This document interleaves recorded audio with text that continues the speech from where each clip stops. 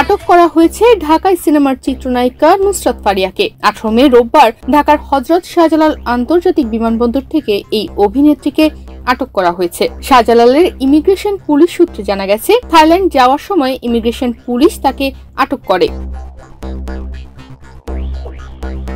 নুসরাত ফারিয়ার বিরুদ্ধে 2024 সালের বৈষম্য বিরোধী আন্দোলন চলাকালীন রাজধানীর ভাটারা থানায় একটি হত্যা চেষ্টা মামলা রয়েছে। মামলায় বৈষম্য বিরোধী আন্দোলনের বিপক্ষে অবস্থান নিয়ে আওয়ামী লীগের অর্থের যোগানদাতা হিসেবে আসামি করা হয়েছে ঢাকায় চলচ্চিত্রের জনপ্রিয় এই নায়িকা নুসরাত ফারিয়াকে।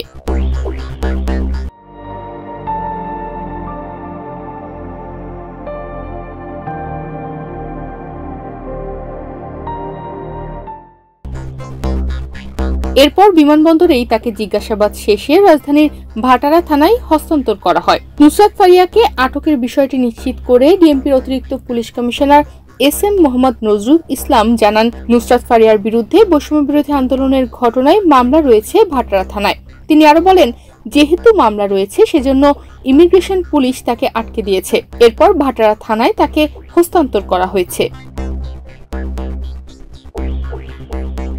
ফারিয়াকে এই মুহূর্তে আটক নাকি গ্রেপ্তার দেখানো হচ্ছে বিষয়ে জানতে চাইলে তিনি গণমাধ্যমকে বলেন, মামলা যেহেতু আছে, তবে সেই মামলায় তার সংশ্লিষ্টতা কতটুকু আছে সেটা পর্যালোচনা করার পর গ্রেপ্তারের ব্যাপারে সিদ্ধান্ত নেওয়া হবে। তবে আপাতত তিনি আটক আছেন।